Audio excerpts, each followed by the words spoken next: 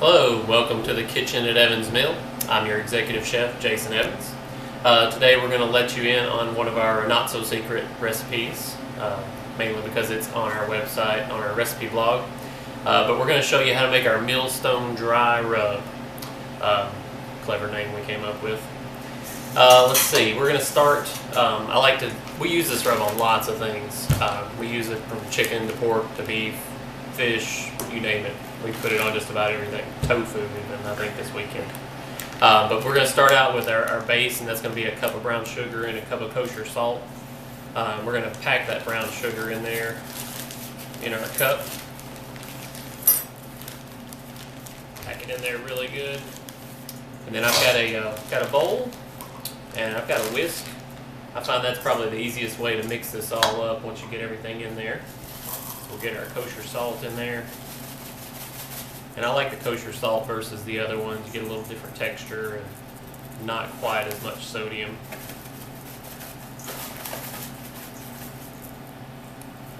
And hopefully this will inspire you to mix some of these up at home.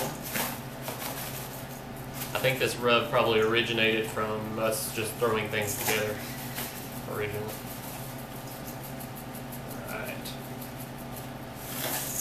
We got a cup of kosher salt and our cup of brown sugar. And then you can kind of see our plate of spices here. We've got 12 different spices. I'll go through the amounts, but you can find the recipe on the recipe blog.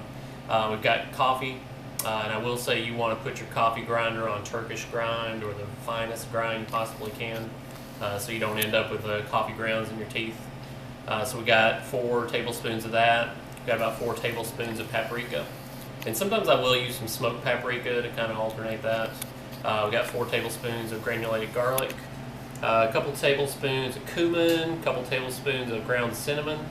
We've got, then I think it goes down to 1 into the teaspoons. We got a teaspoon of ginger, a couple teaspoons of ginger, a couple teaspoons of ground cloves.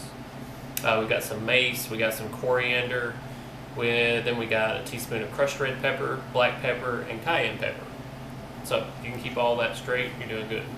And then I'll take all the spices and we'll pour those all in. And here comes the hard part, just mixing it all together.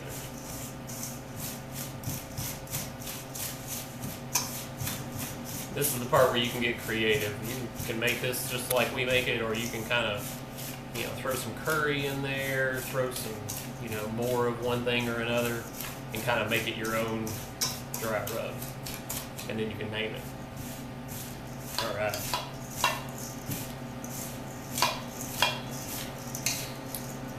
There we go. And we just keep this in an airtight container. This will last us a weekend anyway. We kind of season up our beef tenderloins. We're going to do some pork tenderloin tonight.